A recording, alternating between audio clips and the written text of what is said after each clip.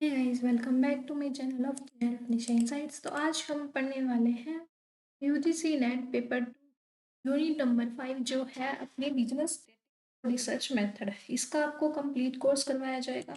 जैसे कि मैं आपको हमेशा बोलती हूँ कि मेरे इस चैनल पर, जो कि टेलीग्राम चैनल भी है, इसको अगर आपने अभी तक ज्वाइन नहीं किया तो इसको कर लीजिए। जेआरएफ निशा इनसाइट्स जो मेरा यूट्यूब चैनल है, जेआरएफ निशा इनसाइट्स, इस पे मैं आपको पेपर 1 एंड पेपर 2 दोनों का कंप्लीट कोर्स करवाती हूँ। पेपर 2 कॉमर्स और पेपर 1 की तो जैसे आपको पता ही होगा कि डेली अपनी पीवाईक्यू की सीरीज चल रही है और कॉन्सेप्ट की, है ना।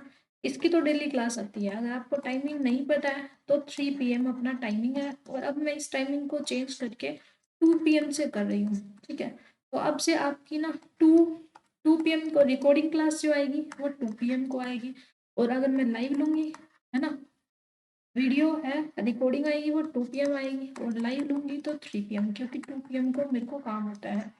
ठीक है, जिस दिन वर्क करेंगे होगा उस दिन मैं 3 PM डालूंगी।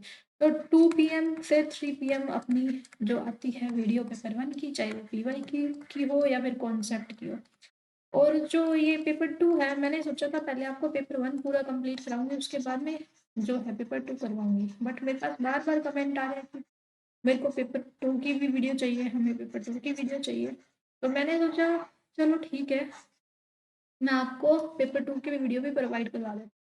क्योंकि मैंने आपको बताया कि मेरे भी एग्जाम्स है, मेरे को भी काम होता है, रिसर्च पेपर लिख रही हूँ, बाकी सब मेरी खुद की स्टडी है ना।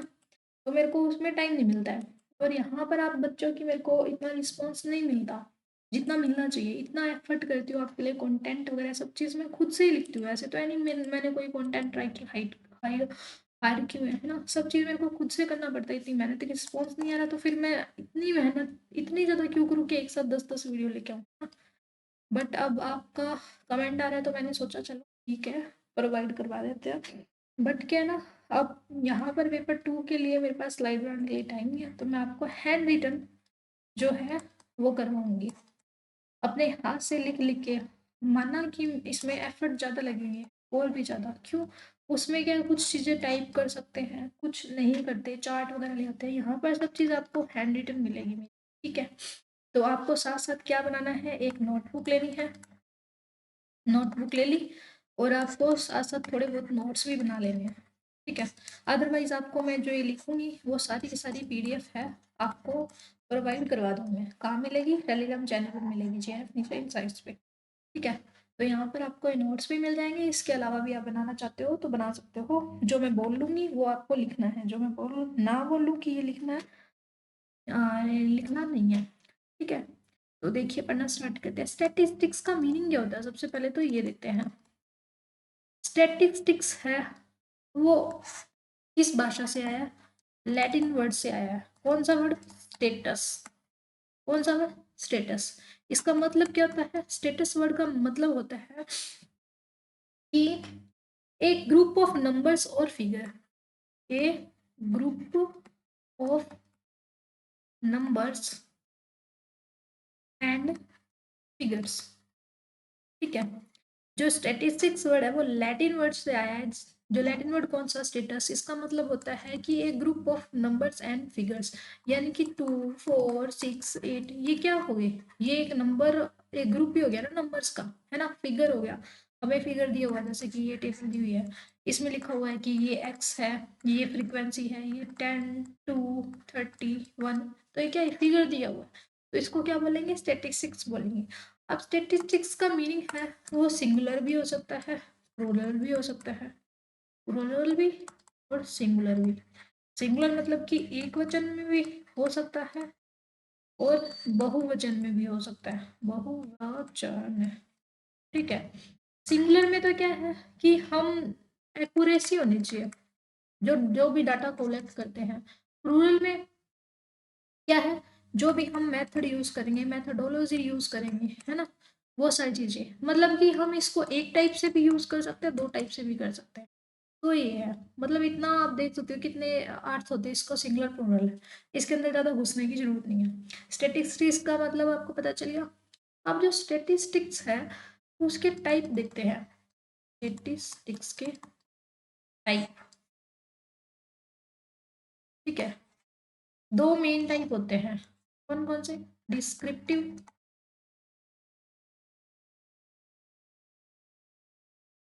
और कॉन्टिन्यूस।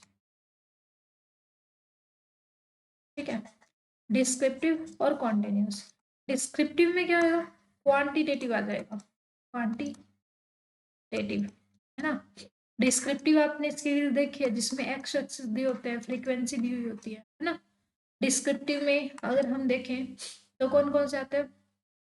जैसे कि नॉमिनल आ गया, नॉमिनल जो स्केल होता है अपना, एक बार देखते जाओ। नॉमिनल स्केल होता है वो आ जाएगा, है ना। और कौन सा? ऑर्डिनल स्केल आ जाएगा, ऑर्डिनल स्केल। और कंटिन्यूस में क्या आ जाएगा? कंटिन्यूस में इंटरवल स्केल आ जाएगा अपना, और रेशियो स्केल आ जाएगा। कंटिन्यूस जो आपको सीरीज दी होती थी 10 to 20, 20 to 30, है ना, वो वाला। तो यहाँ तक अभी तक आपको समझ में आया जो मैंने बताया। जो स्टेटिस्टिक्स के टाइप है, डिस्क्रिप्टिव हो सकती है, कंटिन्यूस होती है। डिस्क्रिप्टिव यानी कि जो डिस्क्रीट हो, क्या हो? डिस्क्रीट हो, डाटा जिसमें क्या है, कैटेगरी में बांटने वाला हो, कैटेगोरियल हो, कैटेगोरियल। जैसे कि अपने अपने को दिया होता था 20, 30, 40, ये किस में आ जाएगा? डिस्क्रिप्टिव में आ जाएगा, जो सही डिस्क्राइब हो रहा है ना। कंटिन्यूस में कौन सा आ जाएगा? जैसे कि 10 to 20, 20 to 30, जिसको कैटेगरी में नहीं बांट सकते हैं, है ना। तो वो, अगर स्केल अपने पास चार टाइप के होते हैं, वो आगे पढ़ाऊंगी। उन चार स्केल में होता है ऑर्डिनल, नॉमिनल, ऑर्डिनल, इंटरवल और रेशो। तो पहले के दो किस में आएंगे? डिस्क्रिप्टिव में आएंगे। लास्ट के दो किस में आएंगे? अपने कॉन्टिन्यूस में आएंगे। ठीक है, यहाँ तक क्लियर हुआ आपको? यहाँ तक क्लियर होना चाहिए। उसके बाद में हम देखते हैं कि आपको डाटा कलेक्शन के मेथड तो बताए थे ना, प्राइमरी डाटा और सेकेंडरी। नहीं, रिसर्च एप्टीट्यूड में पेपर 1 की क्लास थी, उसमें मैंने बता दिया था, फिर भी बता देती हूँ दोबारा से। प्राइमरी डाटा और सेकेंडरी डाटा। प्राइमरी जो डाटा होता है ना, प्राइमरी डाटा मीन्स कि हम खुद जाके डाटा को कलेक्ट करेंगे। वो कौन सा होएगा? क्वालिटेटिव होएगा। कौन सा होएगा? क्वालिटेटिव। क्योंकि मैं गई, है ना, मैं एक घर में सर्वे करने गई, वहां पे चार लोग थे, उनकी इनकम है 1 लाख से ज्यादा थी, उसने बता दिया हमारे तो 50,000 ही होती है भाई, 3 लोग हम, है ना। तो हो सकता है कि सच्चाई से हमें डाटा ना मिले, है ना। टाइम भी ज्यादा लगेगा, एक एक के घर पे जाकर हम अगर डाटा कलेक्ट करेंगे तो क्या होएगा? टाइम कंज्यूमिंग होएगा, एनर्जी भी लगेगी ज़्यादा, है ना, एनर्जी मोर। और जो एक्सपेंसेस अपने, और मनी भी ज़्यादा लगेगा, है ना, मनी भी ज़्यादा लगेंगे, एफर्ट भी ज़्यादा लगेंगे। प्राइमरी डाटा में क्वालिटेटिव होएगा, है ना, बायसनेस आ सकते हैं। क्वालिटेटिव क्वांटिटेटिव आपको मैं पेपर 1 में समझा चुकी हूँ। टाइम कंज्यूमिंग होएगा, एनर्जी ज़्यादा लगेगी, मनी भी ज़्यादा लगेगा। लेकिन ये क्या होता है? एक्यूरेसी इसमें सबसे ज़्यादा होती है। मतलब कि आप देखो, प्राइमरी डाटा में ना, मैं हूँ, मुझे क्या चाहिए? कंज्यूमर का डाटा चाहिए। कौन से कंज्यूमर का चाहिए?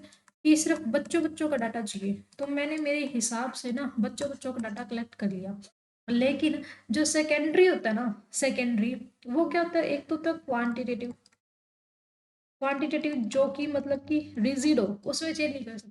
जैसे कि सरकार का कोई बजट आया अभी अपना, है ना, बजट 14-15 पेज का जितने का भी होता है, वो एक बार सरकार ने दिखा दिया, उसमें चाहे आप देखो चाहे मैं देखूँ, कोई भी देखे, सेम ही दिखेगा ना, कोई चेंजेस नहीं हो सकते। तो वो क्या है? रिजिड है, यानी कि क्वांटिटेटिव है।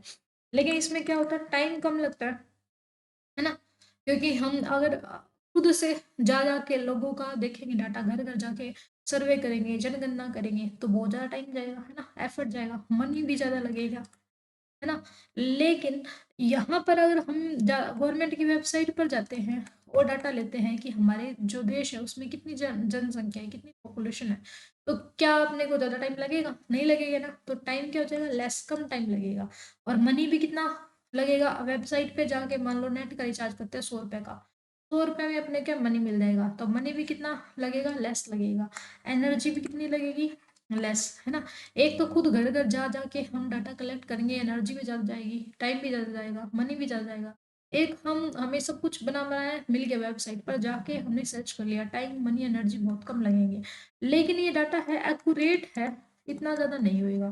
क्यों एक्यूरेट है? वो लेस होएगा, क्योंकि ना देखो, मैंने, मेरा रिसर्च का पर्पस अलग होता है, आपका अलग होता है। मैंने मान लो चिल्ड्रन चिल्ड्रन चिल्ड्रन का डाटा देखने के लिए कितने बच्चे हैं, उसके लिए डाटा कलेक्ट करा था और वेबसाइट पर मैंने डाल दिया।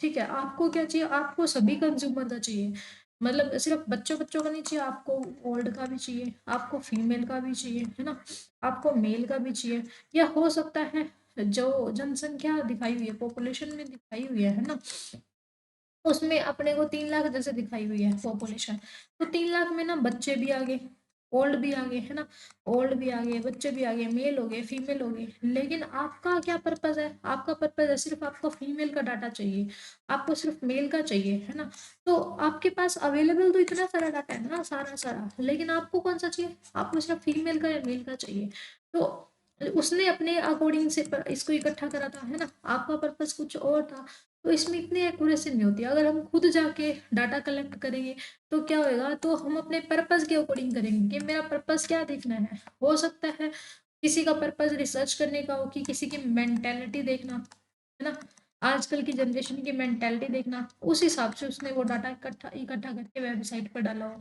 और हम मेंटेलिटी की जगह उसकी पर्सनैलिटी देखना चाहते हैं, है ना, हो सकता है ना अलग अलग पर्पज के लिए डाटा कलेक्ट कराओ, तो क्या इसमें थोड़ी कम एक्यूरेसी हो सकती है, हो सकती है अगर वो जनसंख्या गणना करने गई थी, है ना, पॉपुलेशन का काउंट करने गई थी, उसने 2 घर स्किप कर दियो, है ना, हो सकता है ना उसने स्किप कर दियो, और आप उसी का डाटा उसके हिसाब से, मान लो कोई एक डिस्ट्रिक्ट है उसमें सिर्फ मान लो 40,000 लोग रहते हैं, लेकिन हो सकता है कि उसने 2-3 बंदे कहीं बाहर गए हुए हो उस दिन, तो उस दिन नहीं काउंट कर पाए हो, तो 40 की जगह 42,000 लोग रहते हो सकता है ना, तो डाटा में इसमें इतनी एक्यूरेसी नहीं रहती, अगर हम खुद जाके डाटा कलेक्ट करते हैं वो ज़्यादा एक्यूरेट रहता है। जैसे कि मान लो आप स्कूल में आप एक दिन नहीं गए, है ना, स्कूल में आप एक दिन नहीं गए, तो आपने अपने फ्रेंड से पूछा आपको क्या क्या पढ़ाया आज, है ना, तो उसने आपको बता दिया कि आज सिर्फ फर्स्ट चैप्टर पढ़ाया है और उसमें ये पॉइंट्स बताए हैं, लेकिन उसकी जगह आप होते तो आपको क्या है, फर्स्ट चैप्टर पढ़ाया, उसमें टीचर ने अगर 10 पॉइंट समझाए थे, लेकिन आपका जो फ्रेंड था उसको सिर्फ 4 ही पॉइंट समझ में आए, तो उसने आपको सिर्फ 4 पॉइंट बताए, लेकिन अगर आप होते क्लास में, तो टीचर ने जो 10 पॉइंट बताए थे उसमें से आप कितने हो सकता है 8 भी समझ जाते हैं ना, 8 भी कर सकते हैं, तो जो चीज़ आपको ज़्यादा समझ में आएगी हो सकता है किसी दूसरे को ना आए, तो आप जो डाटा कलेक्ट करोगे वो ज़्यादा एक्यूरेट होएगा, है ना, और दूसरे करेंगे वो कम हो सकता है, तो ये अब क्वालिटेटिव क्वांटिटेटिव तो आपको पता होगा, तो वो मैंने आपको बता चुके, इतनी बार मैं पेपर 1 में करवा चुकी हूँ, फिर भी थोड़ा सा बोल के बता देती हूँ, आप सुन लीजिए, लिखना हो तो लिख भी सकते हो। जो क्वालिटेटिव डाटा होता है उसका मतलब होता है कि data in which the classification of object based on attribute और प्रॉपर्टी पर बेस्ड होता है। क्वालिटेटिव है वो एक्सप्लोरेटरी भी हो सकता है, इथनोग्राफी भी हो सकता है, नरेटिव भी हो सकता है, और अप्रोच इसमें हम कौन सी यूज करते हैं, नॉन स्टैटिस्टिकल, ये अनस्ट्रक्चर्ड होता है, इसमें हम डेप्थ में अंडरस्टैंडिंग लेते हैं, इसमें हमें क्या पता चलता है कि वाई क्यों हम ये रिसर्च कर रहे हैं, ठीक है, स्मॉल नंबर ऑफ रिप्रेजेंटेशन होती है इसमें, है ना, नॉन रैंडम सैम्पलिंग होती है, और इनिशियल अंडरस्टैंडिंग हमारी है वो होती है।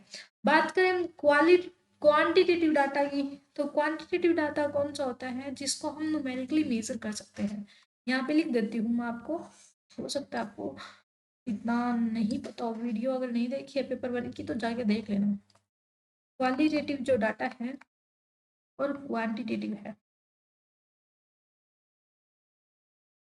क्वालिटेटिव में क्या होता है, मैंने आपको बताया था कि इसमें हम क्या करेंगे, ये एट्रीब्यूट पर बेस्ड होता है, एट्रीब्यूट यानी कि गुण, विशेषता, ठीक है, प्रॉपर्टी पर बेस्ड होता है, प्रॉपर्टी पर बेस्ड होता है, ये कौन सा होता है, न्यूमेरिकली, इसको न्यूमेरिकली हम रिप्रेजेंट कर सकते हैं, 2 3 4 5 6, किसी के गुण को हम इतना तो नहीं कह सकते कि इसमें ना 4% गुण है, 5% गुण है, नहीं, अगर कोई सुंदर है तो उसकी सुंदरता को मेजर नहीं कर सकते, हो सकता है आपको अभी मैं सुंदर लग रही हूँ, मेरे से ज्यादा कोई और सुंदर दिख जाएगी तो वो सुंदर लगेगी, मैं कम लगूंगी, है ना, हो सकता है ना, तो क्वालिटेटिव को हम न्यूमेरिकली मेजर नहीं कर सकते, लेकिन क्वांटिटी को न्यूमेरिकली मेजर कर सकते हैं। इसमें मेथडोलॉजी कौन सी यूज करेंगे, मेथडोलॉजी है हम एक्सप्लोरेटरी, किसी चीज को एक्सप्लोर करना, है ना, नई थ्योरी बनाना, इथनोग्राफी जो आपको मैं बता चुकी हूँ, किसी के कल्चर में जाना, है ना, नरेटिव इथनोग्राफी, नरेटिव, किसी के बारे में स्टोरियां सुनाना, ये भी करवाया था ना पेपर 1 में, याद होगा। और इसमें क्या होता है, कंक्लूसिव, कंक्लूसिव मतलब कि कंक्लूजन निकालना, है ना। इन्फेरेंशियल स्टैटिक्स भी यूज करते हैं। इन्फेरेंशियल मतलब कि किसी के बारे में इन्फेरेंस लगाएंगे हम, अभी को देखते हैं, फ्यूचर के बारे में प्रिडिक्ट करेंगे। ठीक है। डाटा कलेक्शन इसमें क्या होता है, अनस्ट्रक्चर्ड होता है। क्या होता है, अनस्ट्रक्चर्ड। कोई भी स्ट्रक्चर नहीं होता। जैसे कि प्राइमरी डाटा है, कोई हमें पता नहीं है कहाँ से क्या डाटा लेना है, हम खुद लेते हैं। लेकिन यहाँ पर क्या है, हमें पहले से पब्लिश डाटा मिलेगा, तो वो कौन सा मिलेगा, स्ट्रक्चर्ड डाटा मिलेगा। ठीक है। तो यहाँ पर हम क्या करते हैं, किसी चीज के बारे में डेप्थ डेप्थ में अंडरस्टैंडिंग करते हैं, इन डेप्थ। और यहाँ पर जैसे यादव हम खुद ज्यादा जाके डाटा इकट्ठा कर रहे थे, खुद ज्यादा के डाटा ले रहे थे, तो हमें डीप नॉलेज मिलेगी। लेकिन यहाँ पर क्या मिलेगा, एक तो डाटा स्ट्रक्चर्ड होएगा, ठीक है। दूसरा, हमें ना लेवल ऑफ ऑक्यूरेंस का पता चलेगा। ऑक्यूरेंस मतलब कि क्या कब घटित हुआ। सिर्फ अगर जिस बंदे ने कोविड को फील करा है, कोविड के बारे में रिसर्च करी, उसको तो पता है डेप्थ में। लेकिन अब जो आने वाली जनरेशन है, वो सिर्फ देखेगी भाई कोविड आया था, वो सिर्फ डाटा पढ़ेगी, है ना। पहले वाला लिखा हुआ डाटा पढ़ेगी, तो उनके लिए क्या होगा, सिर्फ ऑक्यूरेंस पता चलेगा कि ये हुआ था, उनको इतनी डेप्थ नॉलेज नहीं मिलती। और यहाँ पर क्वालिटेटिव में हम वाई का आंसर ढूंढते हैं कि क्यों हुआ, क्यों। ठीक है। और यहाँ पर क्या देखेंगे हम, हाउ मच, कितना हुआ। देखो यहाँ पर भी क्वांटिटी की बात करें ना, कि कितना हुआ, 10%, 20%, 30%, 40। यहाँ अगर क्यों हुआ ये चीज, तो क्यों को हम माप नहीं सकते ना, तो वैसे ही। तो यहाँ तक आपको आया ना समझ में, कि कैसे क्वालिटेटिव क्वांटिटेटिव में हम डिफरेंस कर सकते हैं। ठीक है। अब ये कहता है कि आउटकम, ये क्या करता है, अपनी इनिशियल अंडरस्टैंडिंग डेवलप करता है। इनिशियल अंडरस्टैंडिंग वो डेवलप करता है।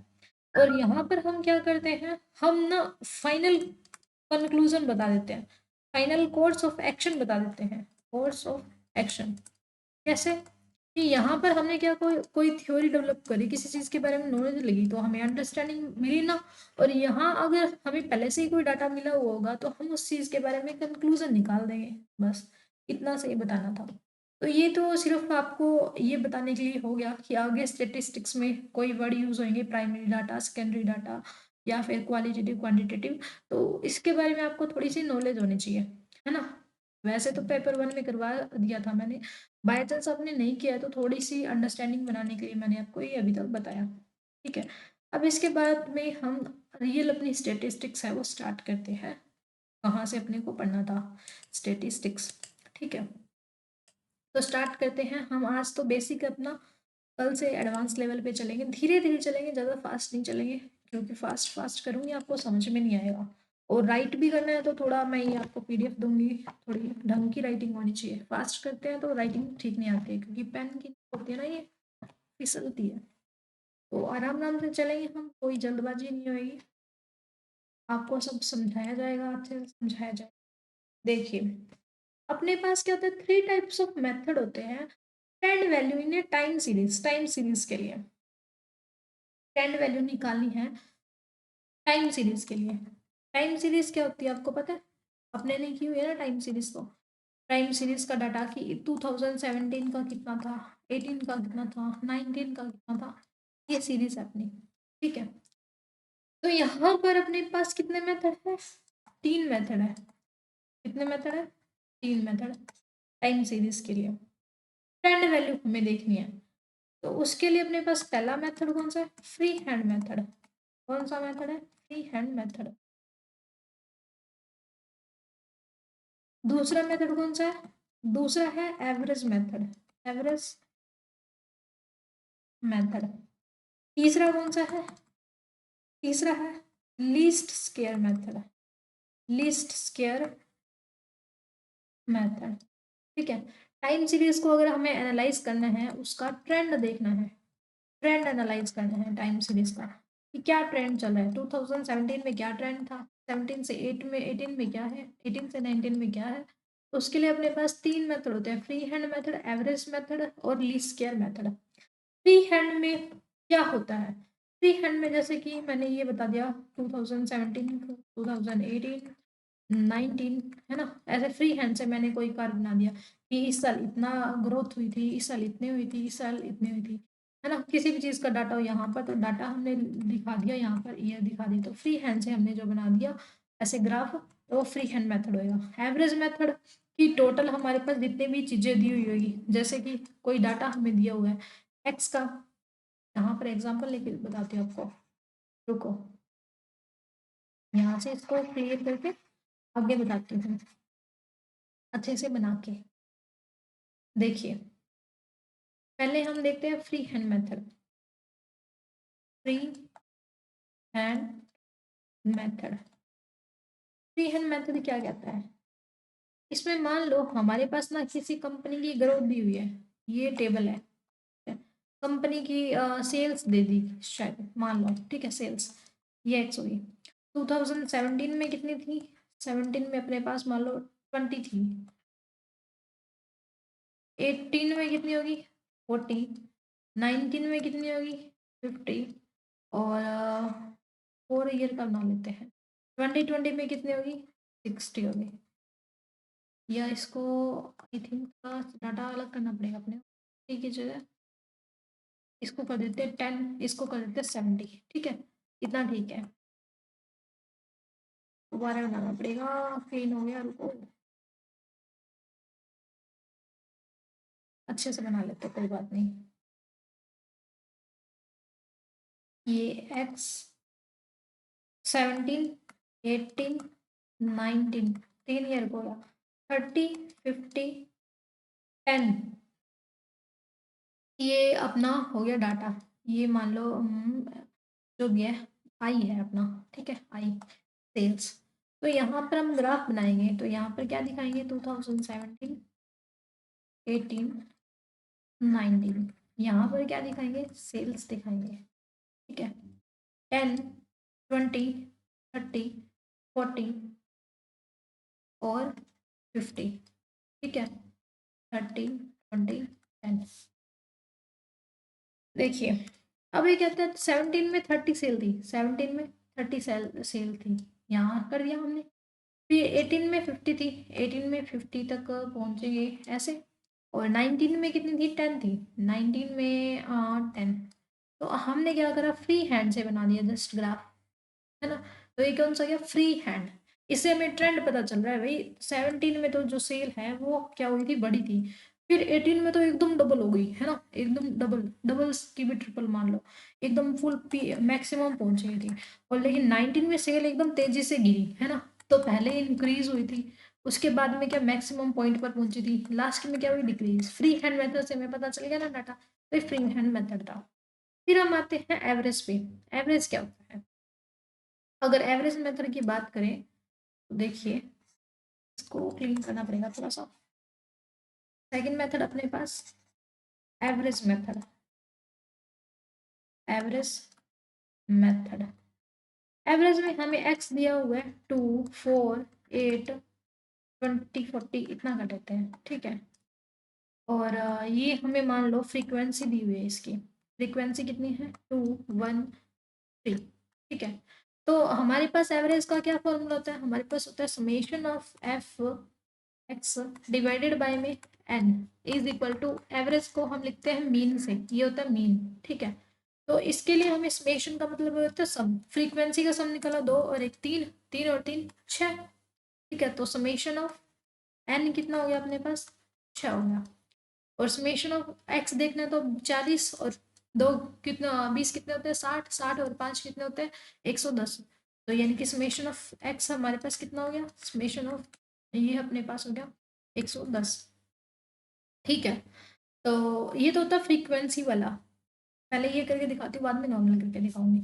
तो हमें क्या करना है देखो, ये जो टोटल समेशन ऑफ एक्स है इसको डिवाइड किससे करना है, समेशन ऑफ एन से, डिवाइड करके देखो, अगर बच्चों की तरह डिवाइड करेंगे तो 6 से गया इस पे, ठीक है कितने बचे 6 और 5 11 0, 6 पंजे 30, 6 आठे 48, है ना 48 पे गया 48 पे 2 बच गया, फिर 6 दूनी 18, तो 18.2 अपना क्या आ गया एवरेज आ गया, ठीक है, तो ये वाला जो मेथड होता है वो कौन सा होता है एवरेज मेथड, इसकी जगह अगर हम करें, यही इसको तो पढ़ा रहने देती हूँ, नेक्स्ट पेज पे करते हैं, इसके जगह हमें सिर्फ एक्स देखा हो, ये मान लो मार्क्स है, ठीक है, 20, 30, 40, 60, 70, ये मार्क्स दिए हुए हैं। कितने बच्चे? 1, 2, 3, 4 और 5, यानी कितना हो गया? 5। समेशन ऑफ एक्स हमें देखना हो तो कितना हो जाएगा? 20 और 30, 50, 50 और ये 90, 90 और 60 कितने हो गए? 150, 150 में 70 प्लस करो, कितने हो जाएंगे? 0, 7, 8, 9, 10, 11, 12, 2 और 2, यानी कि 220। ये कितना हो जाएगा अपना? समेशन ऑफ एक्स हो जाएगा। तो अपने पास एवरेज का यानी मीन का फॉर्मूला क्या होता है? Summation of x divided by n. N मतलब कि नंबर ऑफ ऑब्जर्वेशन कितनी है? नंबर ऑफ ऑब्जर्वेशन हमारे पास 5 है, तो 220 को 5 से डिवाइड करो, 5 है तो 20, 5 है 20, तो ये कितना आ जाएगा? एवरेज 44 आ जाएगा। ये अपना एवरेज मेथड है। ठीक है, यहाँ तक क्लियर हुआ आपको? ये अपना कौन सा मेथड था? Second method. अब आता है लीस्ट स्केयर की। लीस्ट स्केयर मेथड कौन सा होता है? थर्ड हम कौन सा देखेंगे? Least square method. Least square method, ठीक है। लीस्ट स्केयर मेथड में हमारे पास ना एक इक्वेशन होती है, कौन सी? Y C is equal to A plus B X plus C X two. बस इक्वेशन आपके लिए इंपॉर्टेंट है और कुछ भी नहीं है, ठीक है। ये लीस्ट स्क्वायर मेथड आपको कोई सोल्व करने के लिए नहीं आएगा पेपर में। ये अपना एमसीक्यू बेस्ड पेपर है, तो आपको सिर्फ पता होना चाहिए। वो भी आपको मैंने क्यों सोल्व करके दिखाया था, ताकि आपको समझ में आ जाए। आपके सिर्फ पेपर में फॉर्मूला आएगा, आपको पहचानना होगा, है ना। फॉर्मूला को कई बार थ्योरेटिकल लैंग्वेज में बोल देते हैं कि sum of all observation divided by number of observation is equal to mean. ये स्टेटमेंट में आ जाएगा, तो आपको बताना होगा कि यस दिस इज करेक्ट, है ना। तो ऐसे अब लीस्ट स्क्वायर मेथड में देखो, इसके 5 डिफरेंट टाइप ऑफ मेथड होते हैं। कौन कौन से लीस्ट स्क्वायर के 5 डिफरेंट टाइप ऑफ मेथड होते हैं, मैं बता। इसके कौन कौन से मेथड होते हैं? 5 मेथड होते हैं लीस्ट स्क्वायर के। फर्स्ट मेथड क्या होता है अपने पास? फर्स्ट होता है, इसको थोड़ा सा जूम आउट करना पड़ेगा, दिखा नहीं जा रहा क्योंकि सही से। फिर अभी ठीक है, आपको दिख तो रहा है ना अच्छे से? ओके। फर्स्ट मेथड अपने पास कौन सा है? Straight line method. इसको एसएलएम लिख दूं मैं, स्ट्रेट लाइन मेथड। आप वीडियो दोबारा देख लेना क्या बोला था। स्ट्रेट लाइन मेथड हो जाएगा पहला। दूसरा अपने पास हो जाएगा second degree parabola. Second degree parabola, ठीक है। ये भी आ जाता है कि लीस्ट स्क्वायर मेथड में क्या होता है? सेकंड डिग्री पैराबोला होता है। थर्ड आ जाएगा अपने पास सिंपलेस्ट एग्जांपल, कौन सा? Geometric mean. इसको जीएम से लिख देती हूँ, जियोमेट्रिक मीन, या फिर लॉगरिदम मेथड। लॉगरिदम मेथड, इसकी स्पेलिंग को एक मिनट।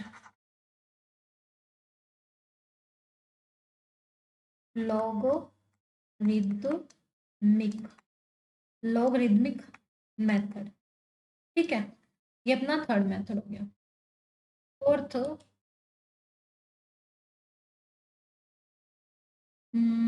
हाँ दिख रहा है आपको अभी तक तो। देखो, फोर्थ मेथड अपने पास कौन सा हो जाएगा? फोर्थ हो जाएगा एक्सपोनेंशियल मेथड। कौन सा? Exponential method. और फिफ्थ, फिफ्थ आगे लिखना पड़ेगा या फिर यहाँ पे लिख देती हूँ, ठीक है। फिफ्थ मेथड ये है growth curve, growth curve method. ये सिर्फ नाम नाम याद कर लो, ज्यादा अंदर घुसने की जरूरत नहीं है। इतना आ सकता है कि लीस्ट स्क्वायर मेथड कौन कौन से हो सकते हैं, ऑप्शन में आ जाएगा SLM, second degree parabola, geometric mean और एक्सपोनेंशियल और ग्रोथ रेट। तो आपको बता देना है कि ये होते हैं, ठीक है। तो ये अपना हो गया बेसिक चीज जो आपको बतानी थी। यहाँ तक क्लियर हुआ ना आपका? इसके बाद में आपको कुछ बताने वाली चीज क्या बचती है? फिर है सिंसोडोल। देखो यहाँ पे लिख के बताती हूँ, सिंसोडियल ट्रेंड। सिंसोडोनियल ट्रेंड क्या होता है? ये ना साइन वेव की तरह होता है। साइन वेव आपने देखी होगी, ऐसे होती है ना, ऐसे। तो ऐसा ग्राफ कौन सा होता है? सिंसोडोनियल का होता है। ये कौन सी होती है? Sine wave. ये याद रखना, ठीक है, साइन वेव का। ये मैथमेटिकल कर्व होते हैं जो डिस्क्राइब करते हैं स्मूथ पीरियोडिक ऑस्किलेशन। क्या करती है ये डिस्क्राइब करती है smooth periodic oscillation. Okay, smooth periodic oscillation, इसको थोड़ा सही लिख देती हूँ। ये मैं मेरे मेरे नोट से आपको करवा रही हूँ, मैंने भी खुद के नोट्स बना रखे हैं। सिंसोडोलियल जो ट्रेंड थी वो साइन वेव की तरह होती है, इसको स्मूथ पीरियोडिक ऑस्किलेशन बोलते हैं। ठीक है, यहाँ तक क्लियर हो गया। बस आपके लिए इतना इंपॉर्टेंट था, सिंसोडोलियल आ जाए तो वो साइन वेव की तरह होती है। फिर अपने पास आता है बार और हिस्टोग्राम। क्या आता है? बार और हिस्टोग्राम। यहाँ पर ही बता देती हूँ, बार हिस्टोग्राम। बार क्या होता है, हिस्टोग्राम क्या होता है? जो बार होते हैं ना, बार ऐसे दिखते हैं, देखो ऐसे, ऐसे बना होता है ना, जो एक दूसरे के साथ चिपके नहीं होते, वो होते हैं बार। एक ऐसे होते हैं, ये क्या होता है? हिस्टोग्राम। ठीक है, ये क्या होंगे? हिस्टोग्राम। जो बार होते हैं ना, बार के होते हैं पिक्टोरियल रिप्रेजेंट होते हैं, जो कि क्या करेंगे, डाटा को कंपेयर करते हैं डिफरेंट कैटेगरी में। इसमें हम क्या करते हैं, डाटा को कंपेयर करते हैं अलग अलग कैटेगरी में। और जो हिस्टोग्राम होता है, उसमें हम क्या करते हैं, फ्रीक्वेंसी दिखाते हैं न्यूमेरिकल डाटा की। इसमें क्या बताएंगे, न्यूमेरिकल डाटा की फ्रीक्वेंसी। देखो, न्यूमेरिकल डाटा की बताते हैं हम इसमें। और यहाँ क्या करेंगे, हम कंपेयर करेंगे डिफरेंट डिफरेंट कैटेगरी को। ठीक है, जैसे बता देंगे इंडिया है वो ज़्यादा अच्छा है ऑस्ट्रेलिया से, बांग्लादेश से, पाकिस्तान से, जापान से। यहाँ हम कंपेयर कर रहे हैं। हिस्टोग्राम में ना न्यूमेरिकल डाटा बताएंगे कि देखो 2017 में इतनी सेल थी, 18 में इतनी सेल है, 19 में इतनी है, और 20 में इतनी है ना, डाटा बता रहे हैं। तो हिस्टोग्राम जो होता है वो न्यूमेरिकल डाटा बताएगा, और बार वो है कंपेयर वगैरह करने के लिए यूज होता है। ठीक है, और यहाँ पर मैं बता देती हूँ, हिस्टोग्राम एंड बार अच्छे से बना के बता देती हूँ यहाँ पे, ताकि आपको कोई दिक्कत ना हो। हिस्टोग्राम का चार्ट आपको याद है ना, चिपका चिपका जो होता है वो हिस्टोग्राम होता है, मान लो ऐसे। ठीक है, और बार जो अपना हो गया, वो हो गया ऐसे, ऐसे वाला बार। जो हिस्टोग्राम होता है ना, वो क्या होगा, क्वांटिटेटिव डाटा बताता है, क्वांटिटेटिव डाटा बताता है। बार क्या बताएगा, क्वालिटेटिव डाटा, क्वालिटेटिव डाटा। जो हिस्टोग्राम होता है वो क्या होता है, नॉन डिस्क्रिप्टिव। नॉन डिस्क्रिप्टिव यानी कि कॉन्टिन्यूस, यानी कि क्या है, कॉन्टिन्यूअस है। और जो बार है वो क्या होगा, डिस्क्रिप्टिव। ठीक है, नॉन डिस्क्रिप्टिव यानी कि कंटिन्यूस, ये क्या डिस्क्रिप्टिव हो गया। ये क्या हो गया, कैटेगोरिकल डाटा होएगा, कैटेगोरिकल डाटा होता है। बार क्या करते हैं, टच ईच अदर, टच करते हैं एक दूसरे को। सॉरी, बार है, बार वो टच नहीं करते हैं, बार नॉट टच। सॉरी, वो बोलने में गलती हुई थी, बार टच नहीं करते, और हिस्टोग्राम क्या करते हैं, टच करते हैं एक दूसरे को। ओके,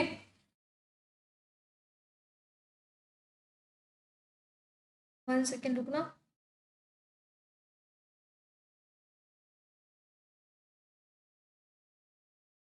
हाँ ठीक है, ठीक है, ये बता दिया मैंने आपको, हिस्टोग्राम और बार क्या होता है, ये भी हो गया।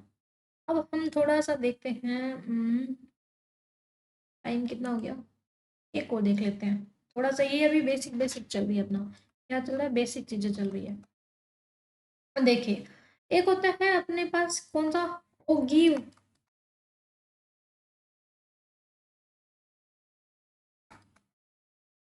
ओगिव कॉम्युलेटिव फ्रीक्वेंसी। इसको थोड़ा, ठीक है इधर ही लिख देती हूँ, कम्युलेटिव फ्रीक्वेंसी ग्राफ। ठीक है, ओगिव कम्युलेटिव फ्रीक्वेंसी ग्राफ। इसको थोड़ा सही लिख देती हूँ ना, मेरे को थोड़ी प्रॉब्लम हो रही है लिखने में, तो कोई चेंज कर लेते हैं हम, ताकि आपको डिफ्रेंशिएट हो सके। ओगिव क्यूमुलेटिव फ्रीक्वेंसी ग्राफ। ठीक है, गिव कम्युलेटिव फ्रीक्वेंसी ग्राफ। ये क्या होता है? ये ना लेस देन सीरीज अपने पास होती है, लेस देन सीरीज होती है, और मोर देन सीरीज होती है अपने पास, मोर देन सीरीज। इन दोनों को मिलाकर बनता है ओगिव। इन दोनों को मिलाकर क्या बनता है? ओगिव। जैसे कि फॉर एग्जाम्पल, एग्जाम्पल आपको दूं मैं, यहाँ पर मान लो अपने को सैलरी दी हुई है, सैलरी, ठीक है, 0 मान लो, 6, 14, 5, 15 ऐसे दी हुई है सैलरी, ठीक है। तो लेस देन टाइप में क्या होता है? तो लेस देन में ऐसे होता है 0, 6, 20, 25। कैसे? 0 0 में ऐड करा, 0 का 0 रह गया, 0 में 6 ऐड करा, 6 6 में 14 ऐड करा, 20, 14 में 5 ऐड करा, 25, है ना। 25 में फिर 15 ऐड करेंगे तो कितना बन जाएगा अपने पास? 25 में 15 ऐड करेंगे तो 40। ऐसे ऐसे कर करके बनाते थे हम। फिर आता है मोर देन। मोर देन में क्या करेंगे? नीचे से शुरू हो जाएंगे। 15 का, जैसे 15 आ जाएगा, है ना। फिर 15 और 5 ऐड करेंगे, कितना हो जाएगा? 20। 20 में फिर ये ऐड करेंगे 14, 24। 24 में ऐड करेंगे, कितना हो जाएगा? 30। 30 में ऐड करेंगे 0, तो 30। ये वाली सीरीज ये आपने की हुई है ना 10th में, +1 में, +2 में, अगर मैथ्स था तो उसमें बताते ही अपने को। थोड़ा आगे लिख के बता देती हूँ। ये अपन करते थे पहले भी, है ना। स्टैट में भी थी अपने, बीकॉम फर्स्ट ईयर में, बीकॉम फर्स्ट में था या सेकंड में था, जो भी है। यहाँ पर मान लो सैलरी दी हुई है आपको, ठीक है। ये टेबल बना देती हूँ, उससे आपको क्लियर हो जाएगा अच्छे से। यहाँ पर लेस देन दिखाएंगे हम, यहाँ पर मोर देन दिखाएंगे, ठीक है। लेस देन में मान लो 6, 14, 5, 15, 7 और 3 दिया हुआ है। ओके, तो 0, 0 में 6 ऐड करेंगे, कितना है? 6। 6 में 14 ऐड करेंगे, 20। 20 में 5 ऐड करेंगे, 25। 25 में ये ऐड करेंगे, 40। 40 में करेंगे 47। 47 में 3 ऐड करेंगे, 50, ठीक है। लेस देन में तो ऐसे चलेंगे ऊपर से नीचे, लेस देन में ऊपर से नीचे चलेंगे, मोर देन में नीचे से ऊपर चलेंगे, ठीक है। ये लेस देन हो जाएगा, ये मोर देन हो जाएगा। मोर देन में ऊपर से नीचे जाएंगे तो सबसे पहले अपने पास क्या है? 50। टोटल कर दिया 50। 50 के बाद में कितना आ जाएगा? अब 50 में से आप क्या करोगे? 50, 50 में 0 ऐड करो, 50 में 0 ऐड करोगे, 50 का 50 रह जाना है, ठीक है। फिर 50 में आप क्या करोगे? 50 में से माइनस करोगे, सॉरी, 50 में से लेस देन, लेस देन में आप क्या करते हो? ऐड करते जाते हो, और मोर देन में माइनस करते जाते हो। लेस देन में क्या करोगे? प्लस करते जाओगे, मोर देन में है वो माइनस करते जाओगे। 50 में से 0 माइनस का 50, 50 में से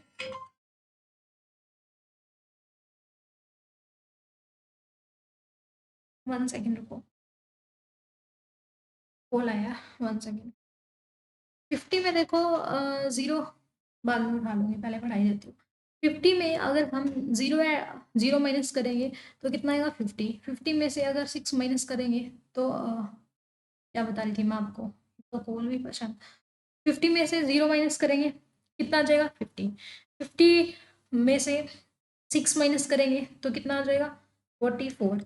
फिर 44 में से हम माइनस करेंगे कितना? 14 माइनस करेंगे तो कितना आ जाएगा? 30।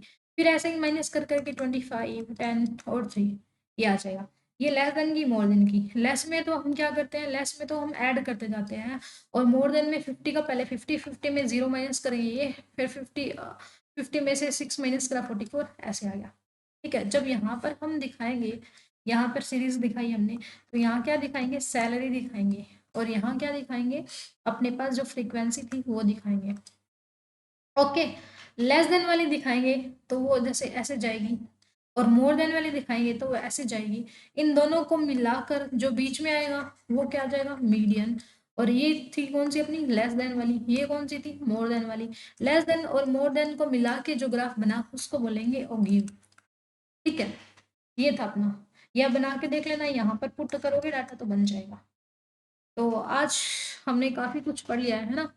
कि एक बार जल्दी से रिवाइज करवा देती हूँ, उसके बाद में आपको बताती हूँ मैं।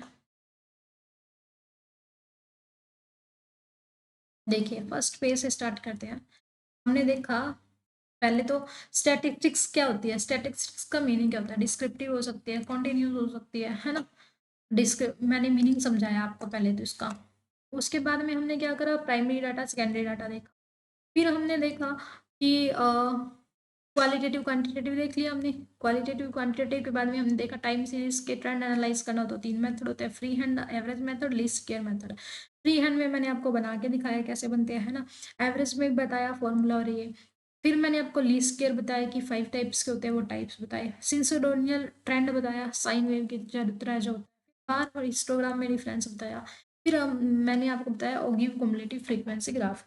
ठीक है, तो ये आपको मैंने बता दिया। तो आज के लिए इतना ही, मिलते हैं नेक्स्ट वीडियो में। आई होप कि आपको ये वीडियो है वो अच्छी लगी है। तो आपके लिए मैं इतनी मेहनत कर रही हूँ, हालांकि मैं मेरे वायरल हो रखा है, लेकिन हिम्मत नहीं, मैं मेरा खुद का स्टडी का काम नहीं कर पा रही हूँ, हार पड़ी हूँ। बट मैं आपकी रिक्वेस्ट पे आपके लिए इतना पढ़ाने का काम कर रही हूँ, है ना। तो थोड़ा सा बस लाइक करके, कमेंट करके और सब्सक्राइब करके, शेयर करके थोड़ा मोटिवेशन दो, ताकि मैं और आपको पढ़ा पाऊँ, समझा पाऊँ। मिलते हैं नेक्स्ट वीडियो में। Bye bye, take care and thanks for watching and like share and subscribe.